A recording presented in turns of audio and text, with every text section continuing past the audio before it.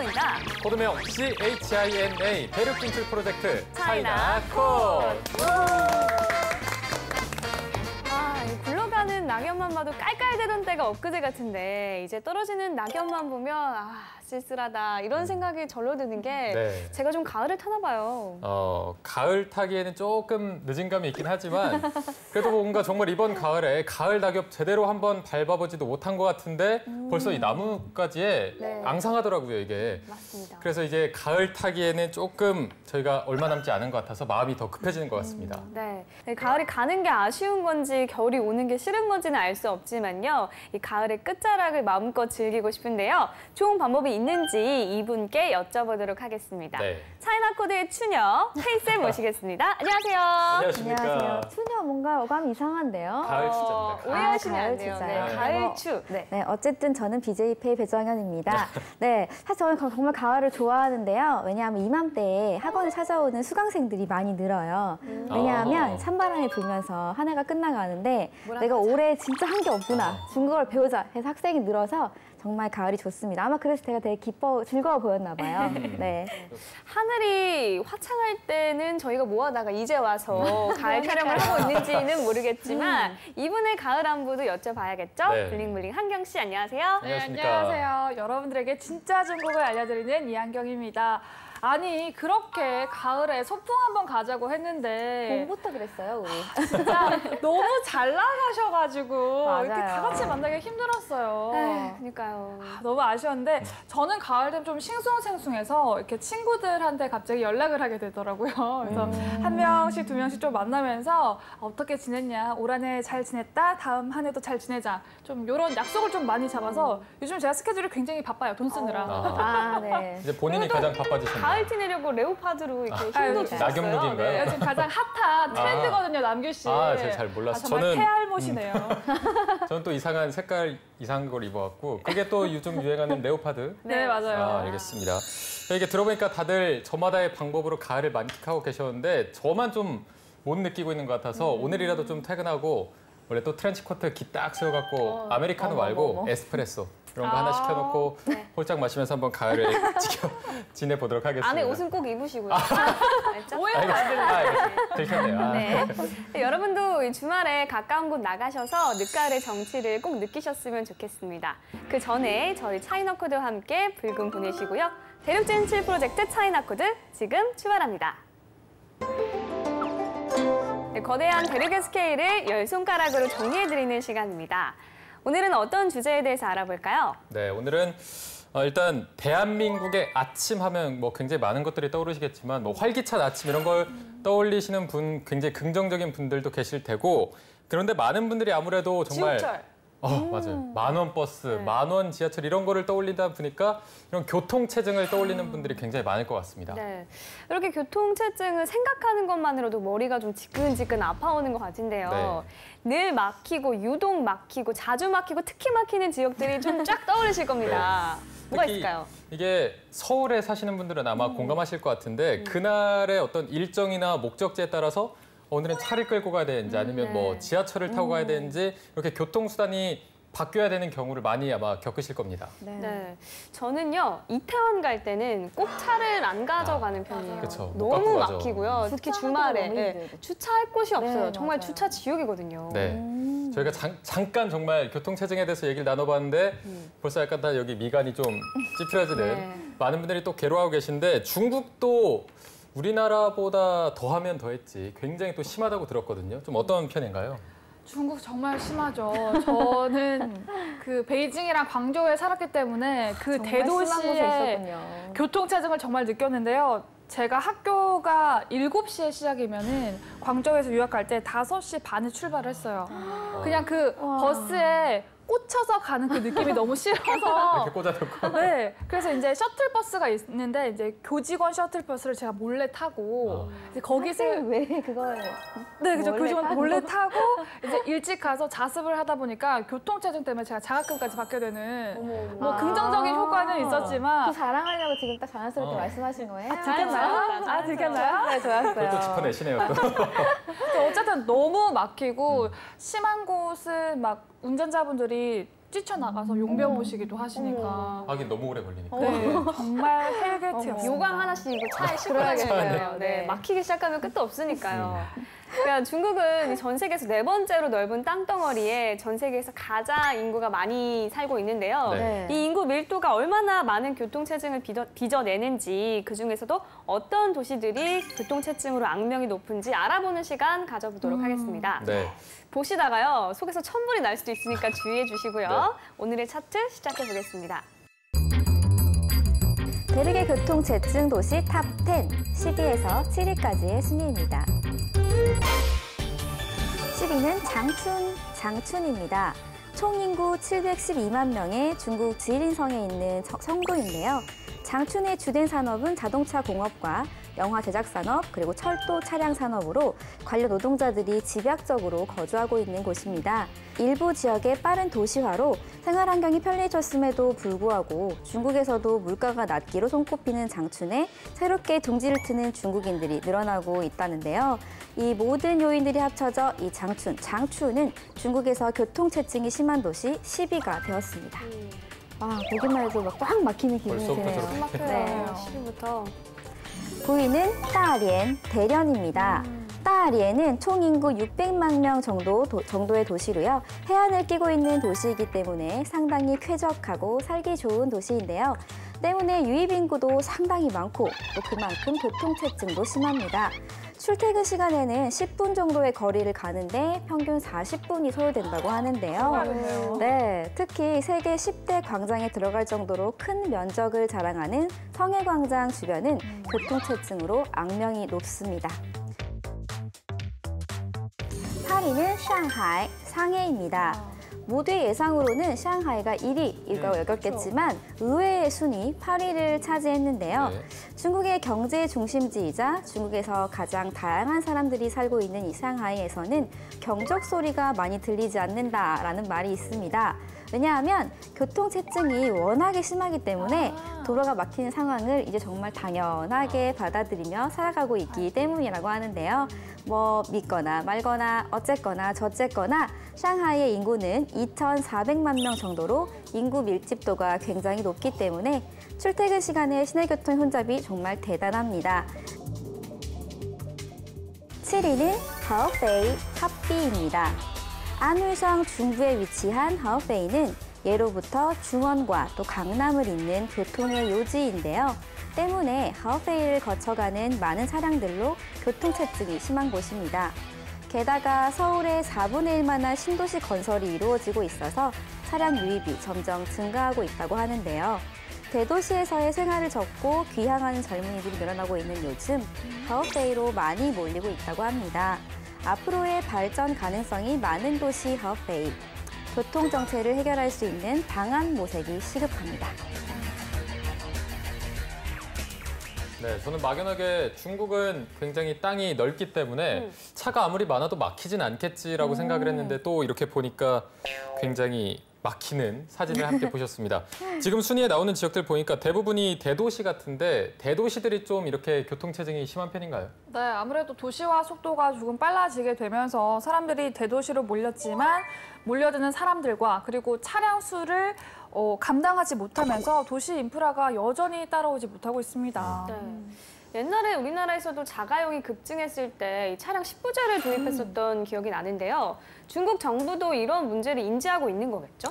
그렇습니다. 그래서 중국도요, 여러 가지 정책이 있는데요. 신규 차량 제한하고요. 번호판 발급을 제한하고 또 요일제로 운영을 하고 있고요. 대중교통 전용차로를 만들어서 지금 시행을 하고 있습니다. 1994년 상하이가 처음으로 자동차 구매를 제한한 이래로 베이징, 그리고 꾸이양, 광저우, 티엔진, 항저우, 션전 등에서 잇따라 이 구매 제한령을 도입해서 현재까지 급증한 자동차 수를 좀 제한하고 있다고 합니다. 네.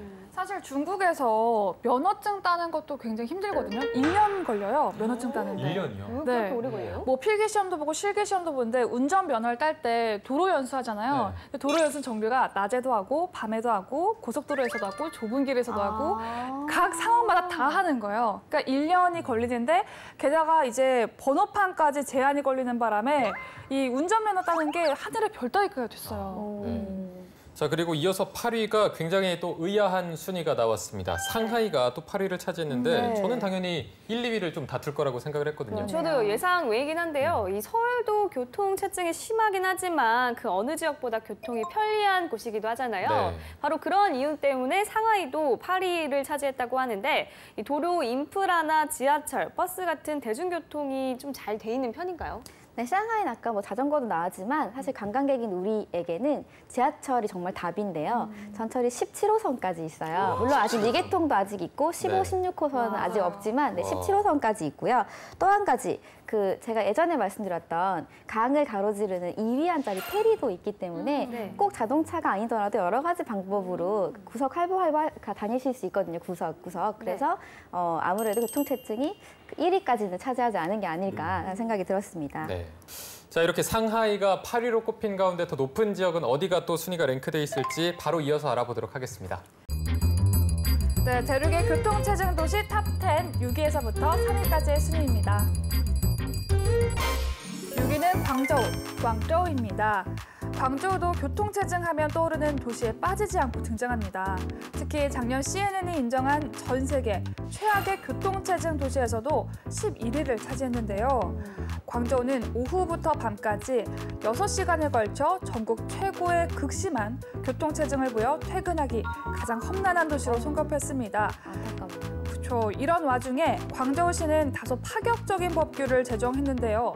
바로 오토바이 이용 금지, 대기오염, 교통사고, 또 각종 날치기 사건을 없애기 위한 일환이었다고 합니다. 그런데 과연 잘한 선택이었을까요? 아니면 과한 선택이었을까요? 5위는 후허하우터입니다. 드넓은 사막이 펼쳐진 후허하우터는 모래 도시인데요. 매일 모래먼지와의 끝없는 전쟁을 치르는 곳입니다. 그런데 이곳에 교통체증이 웬 말이냐고요? 범인은 후허하우터가 위치한 네이멍구와 베이징을 잇는 고속도로입니다. 이 네이멍구에서 석탄 개발이 활발해지면서 석탄 수속 트럭의 통행이 집중되고 지체 및 정체 현상이 다반사로 발생하고 있는 건데요. 그런데 그 정도가 정말 심합니다. 오죽하면 트럭이 100km 구간 이상 길게 늘어서 있는 진풍경을 종종 볼 수 있을 정도인데요. 우리나라 설날과 추석, 서울에서 부산까지 가는데 10시간이 걸렸다는 에피소드는 명함도 못 내민다고 합니다. 진짜 그렇겠네요. 네. 4위는 종칭입니다. 충칭은 중국의 실크로드 복원 사업인 1대1로의 요충지로 정해진 곳인데요. 중국의 대표 일선 대도시인 베이징, 상하이, 선전을 위협하는 중국 3인방 대도시에 청도, 항저우와 함께 선정된 도시이기도 하죠. 하지만 교통 인프라는 현저히 저조한 상황. 총칭 내 많은 지역에 아직 일반 철도조차 닿지 않은 상태에다가 공업, 물류단지, 대기업이 철도망과 연결돼 있지 않아 대부분 도로 교통에 의존할 수밖에 없는 거죠. 때문에 교통체증은 충칭에서도 너무 자연스러운 현상이 되고 말았다네요. 3위는 엘사의 도시 하얼빈입니다. 하얼빈은 아침 6시에서 7시 사이와 저녁 5시경에는 전국을 통틀어 가장 극심한 교통체증이 빚어지는 도시입니다. 도로교통 발전 계획이 가장 합리적이지 못한 도시로도 평가가 돼서 교통체증이 해결되기는 쉽지 않아 보입니다. 또 다른 이유를 들자면 바로 날씨. 중국에서 가장 추운 지역으로 겨울이 가장 길고 최고 영하 40도까지 떨어지는 날씨에다가 눈까지 자주 내려서 교통정체가 밥 먹듯이 빚어지고 있다는 거죠.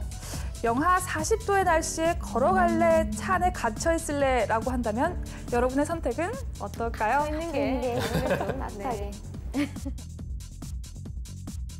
초반에 말씀드렸던 주의사항 지금 저한테 나타나고 있습니다. 이 속이 답답한 게 꼭 차 안에 갇힌 기분인데요. 네. 이 방금 나온 도시들도 교통체증하면 빠지지 않고 등장한 도시들인가 봐요. 네, 언급된 광저우, 총칭, 하얼빈 모두 교통체증 단골 손님입니다. 아무래도 언급된 세 지역이 모두 도시 개발이 한창인 곳이다 보니까 정체가 더 극심하다는 생각이 듭니다. 네. 자, 그러면 6위부터 한번 살펴보도록 하겠습니다. 6위가 광저우였고요. 5위가 후허하우터였습니다. 상하이에서는 아까 봤을 때 이제 교통체증의 해소 방법으로 오토바이를 많이 이용한다 했는데 광저우는 또 이걸 금지를 시켰네요. 그러니까 뭐 장애인용 오토바이나 일부 오토바이는 제외하고 네. 당국에 등록돼 있는 60만 오토바이 모두를 도로에서 추방을 한 상황인데요. 당시 중국 분들이 뭐 인정을 하긴 했지만 반감을 가지신 분들도 꽤 많았어요. 그랬을 것 같아요. 그래서 그냥 오토바이 타고 다니는 분들도 많았는데 그분들을 장대로 이렇게 밀어서 아이고. 달리고 있는 오토바이를 밀기도 하고 아이고. 또 주인 허락 없이 주차되어 있는 오토바이를 가져가기도 하고 되게 강력하게 진짜. 네. 개인의 재산인데. 그렇죠. 근데 한 번은 어떤 아주머니와 경찰 공안이 이렇게 시비가 붙었는데 굉장히 조금 거칠게 아주머니를 대하는 동영상이 떠서 중국 내에서도 화제가 됐고요. 아무튼 조금 굉장히 강력하게 제재를 하고 있는 상황입니다. 네. 자, 이런 도로 상황 속에서 4위는 충칭, 3위는 하얼빈이 꼽혔습니다. 네. 이 충칭은 시진핑 정부의 핵심 과제인 1대1로 사업의 이 시작점으로 꼽혔다고 했는데요. 이 중국에서 굉장히 주목하는 도시라고 합니다. 네, 원래 중국에는 4대 직할시가 있어요. 베이징, 상하이, 그리고 티엔진, 그리고 그 마지막이 이제 총칭인데요. 희한하게는 직할시인데도 불구하고 인지도가 많이 낮았어요. 왜냐하면 이제 베이징 같은 경우에는 티엔진 붙어 있지만 이렇게 수도 역할을 해왔고, 상하이는 마치 우리의 부산처럼 경제도시 역할을 해왔는데 내륙 딱 가운데 탁 있는 총칭이 상대적으로 인지도가 많이 떨어졌거든요. 하지만 이제는 달라졌다고 합니다. 이게 충칭이 지난 90년대 이후 도시 인구는 3배 넘게 증가를 했는데 이게 또 널린 하천으로 인해서 많은 교각이 있고 또 산 때문에 좁게 뻗은 길 때문에 도로 특성이 이게 정체 현상을 더 심하게 해서 도로 인프라 또 확충이 심각한 상황이라고 합니다. 네. 하지만 뭐 지금의 교통 정체 문제가 해결될 즈음에는 얼마나 큰 대도시로 성장해 있을지 기대가 되는데요. 네. 이 교통 정체도 심하지만 많은 가능성을 지닌 도시 충칭, 이 4대 직할시의 자존심을 지킬 수 있을지 기대가 됩니다. 네. 자, 이제 마지막으로 1위와 2위만 남겨놓고 있는데 얼마나 고구마를 더 먹어야 되는지, 얼마나 또 답답한 교통체증을 보게 될지 바로 이어서 알아보도록 하겠습니다. 네, 대왕고구마 같이 한번 드셔보실 텐데요. 대륙의 교통체증 도시 탑10 1위와 2위 순위입니다.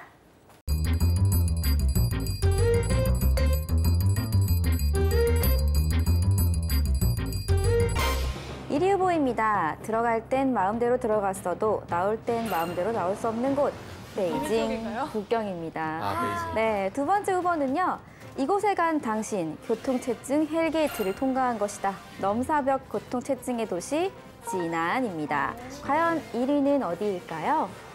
그래도 베이징이 베이징이지 좀 않을까? 탈락 정답은 지난입니다. 지난? 네, 1위는 지난, 제남이 차지했는데요. 이 지난은요, 러시아어 시간 지연 지수 2.0을 초과하는 유일한 도시라고 합니다. 이는 지난 시민들이 타 도시민들에 비해서 2배 이상의 시간을 도로 위에 허비한다라는 뜻인데요. 교통체증 시간이 가장 긴 도시, 출퇴근 시간이 가장 많이 걸리는 도시 1위로 뽑혔습니다. 지난해 교통체증이 유난히 심한 이유는요. 정부가 시작한 대규모 도시설비 공사가 한몫을 하고 있다고 하는데요. 공사가 다 끝나고 도로 인프라가 확충되면 지금의 상황은 조금 나아질 것으로 보고 있습니다만 진짜 이게 희망일지 아니면 희망 고문일지는 공사가 조금 막바지가 돼봐야 알 수 있을 것 같습니다. 네. 2위는 베이징 북경입니다. 중국에 이런 말이 있습니다. 一天不堵不叫首都. 아, 그렇죠. 네, 바로 하루라도 길이 막히지 않으면 수도가 아니다라는 뜻인데요. 그 정도로 베이징의 교통체증은 유명합니다. 베이징은 급속한 차량 증가 탓에 출퇴근 시간에 교통지옥이 반복되고 있을 뿐만 아니라 대기오염도 굉장히 심각해졌는데요. 이에 따라 2010년부터 베이징 시민들의 차량 구매를 줄이기 위해 번호판을 추첨을 통해서만 발급받을 수 있도록 제도를 도입했습니다. 분양인가요? 네, 치열하죠. 네, 그리고 만약에 다른 지역에서 발급된 번호판을 부착한 차량이라면 허가를 받고 나서 베이징 시내 도로에 진입할 수 있는 날이 1년 최대 84일로 딱 제한이 되었습니다. 아이고. 과연 이 정책이 잘 들어맞을지 또 베이징 교통체증 때문에 중국 정부는 점점 더 머리가 아프진 않을지 걱정입니다. 네. 정말 저희가 머리가 다 아플 지경입니다. 1위로는 지난이 뽑혔는데요. 이곳의 교통 정체는 말 그대로 징글징글하네요. 그렇죠. 이 지난해 교통 정체 이유를 보면 뭐 교통 정체도 있을 거고 도로 공사도 있을 거고 또 많은 인구도 있겠지만 다른 이유가 가장 크다고 합니다. 과연 뭘까요? 뭐가 이거를 있을까요? 제외한 거예요? 네, 제외하고 인구가 너무 많나요? 이거 말고 뭐가 인구 있나? 많은 거 인구 제외하고. 다 많죠. 아, 제외하고. 길거리 음식? 길거리 네? 그게 왜 이게 너무 발달이 돼 배고파서요? 있어서. 굉장히 창의적인 네, 대답이긴 맞아요. 했는데 바로 이 교통체증의 가장 큰 근본적인 원인은 바로 샘 때문이었습니다. 샘, 우리가 땅에서 물이 쏟아오르는 그 샘 때문인데요. 이게 맞습니다. 말도 안 나는 어떤 관계인 거죠, 이게? 네, 진안에는요 72개의 유명한 샘이 있다고 하는데요. 때문에 샘의 도시라고 또 불리고 있다고 해요. 네. 진안이라는 이 이름도요. 진안의 남쪽에 위치한다, 지지앙의 남쪽에 위치한다고 해가지고 붙여진 이름일 정도로 샘이 대표적인 도시인데요. 샘이 많으면 어떻게 될까요? 샘이 많으니까 땅을 팔 수가 없겠죠. 그래서 교통수단이 다 지상으로 올라와야 되는 거죠. 그래서 이게 정말 심각한 교통체증을 야기했다고 합니다. 네. 그렇죠. 사실 뭐 중국의 대도시는 보통 다 지하철이 있는데요. 바로 이러한 이유로 지하철이 없습니다. 때문에 버스, 자가용 혹은 기차 정도의 교통수단이 전부라고 하니까 당연히 교통체증이 심할 수밖에 없죠. 네. 네, 2위는 베이징이 꼽혔습니다. 네. 아까 설명을 들어보니까 베이징시에서도 많은 노력을 하고 있네요. 네, 맞아요. 베이징 교통정책 뭐 수도라 어쩔 수 없기도 하겠지만 그럼에도 불구하고 많은 노력을 하고 있죠. 제 기억에는 어렸을 때 베이징에서 자전거를 많이 탄 게 아무래도 막히는 게 많아서 자전거를 탔던 기억도 있고요. 중국에 미엔바오처라고 있어요. 택시인데요. 약간 식빵 모양처럼 생긴 그런 택시가 있는데요. 네, 맞아요. 네. 그 운전기사분들이 차가 조금 작다 보니까 요리조리 온갖 스킬을 써가면서 목적지까지 시간 내 꼭 갔던 기억이 있습니다. 그래서 좀 교통체증 좋아지면 좋을 텐데라는 생각은 여전히 갖고 있습니다. 네. 자, 오늘은 중국의 교통체증이 심한 도시들에 대해서 알아봤는데요. 이 도시의 개발과 함께 자동차의 숫자는 계속 늘어날 텐데요. 그에 맞는 도로 개발과 인프라 확충이라는 숙제를 꼭 풀어야 하지 않을까 생각이 듭니다. 네. 현재 개발 중이고 또 시행 중인 공사와 제도들이 많기 때문에 추후에 또 앞으로 중국 대도시들의 도로 사정이 어떻게 바뀌어 있을지도 궁금해지는 시간이었습니다. 지금까지 차트로 보는 중국이었습니다.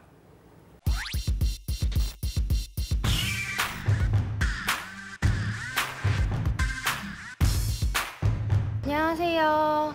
저는 지금 상해대학교에서 어학연수 중인 24살 박예은입니다. 반갑습니다.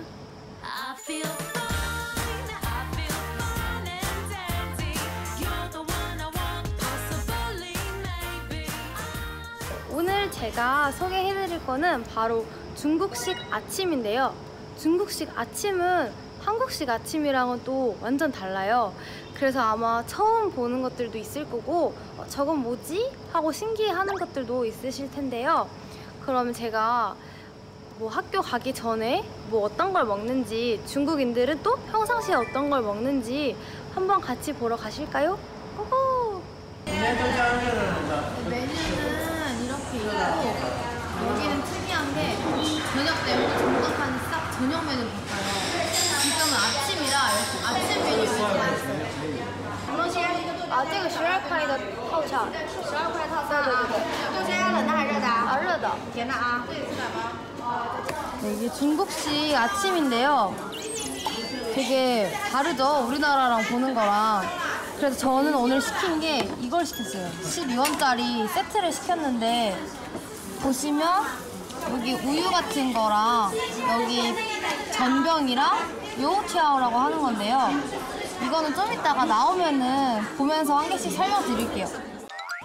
네, 메뉴 한 개 한 개씩 보여드릴게요. 이거는 요티아오라고 우리나라에는 아예 없는 음식이고 이거는 이제 밀가루에다가 간을 조금 해서 튀긴 건데 이제 이게 주문하자마자 튀겨져서 굉장히 바삭바삭해요. 그리고 중국인들도 이걸 굉장히 많이 먹고 저도 즐겨 먹습니다. 네, 그 다음은 전병이에요. 그냥 안에 뭐 계란이나 옥수수와 같이 이렇게 부친 건데 이것도 간단하게 먹을 수 있어서 아침으로 많이 찾는 음식입니다. 그 다음 요거는 쪼우지앙이라고 우리나라로 말하면 두유? 비슷한 거예요. 이거는 정말 중국인들이 굉장히 많이 먹고 아침 식사로는 필수예요. 단백질도 많고 마시기도 편하고 건강식이라고 생각해서 아마 많이 찾으시는 것 같아요. 이렇게 3개가 나왔고 이제 먹방 한번 가볼게요.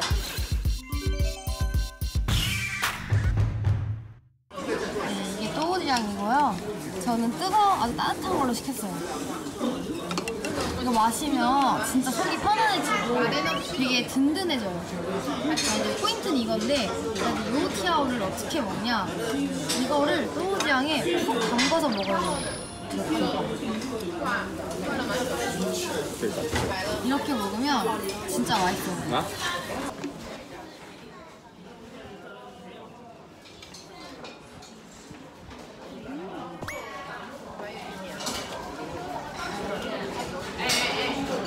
이렇게 먹으면 바삭한데 안은 촉촉하고 되게 고소하고 진짜 맛있어요.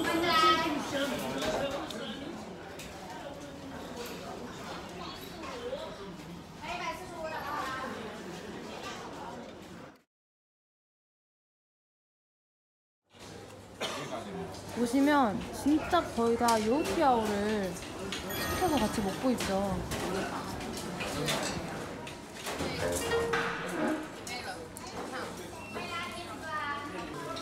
그 다음은 바로 이 전병 한번 먹어볼게요. 이렇게 안에 여러 가지가 들어있어요.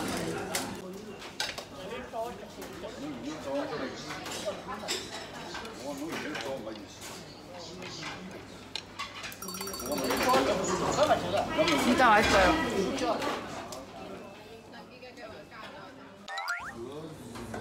네, 초토화가 된 저의 식판입니다. 완전 싹싹 다 잘 먹었고요. 오늘도 이렇게 든든하게 먹고 가야 또 수업을 열심히 들을 수 있기 때문에 오늘도 맛있게 먹었습니다. 네, 저는 방금 이제 아침을 다 막 먹고 나왔고요. 근데 중국에 오신다면 저처럼 저렇게 아침 식사 해보시는 거 정말 추천드릴게요. 이게 뭐 어디 특별한 상점에만 있는 게 아니라 중국 아침에 이제 어딜 가도 다 저렇게 팔거든요. 그러니까 아침에 그냥 둘러보다가 괜찮은 데 들어가서 저렇게 식사하시면 진짜 좋을 것 같아요. 네, 저는 이제 그러면 수업 들으러 가보겠습니다. 그러면 안녕!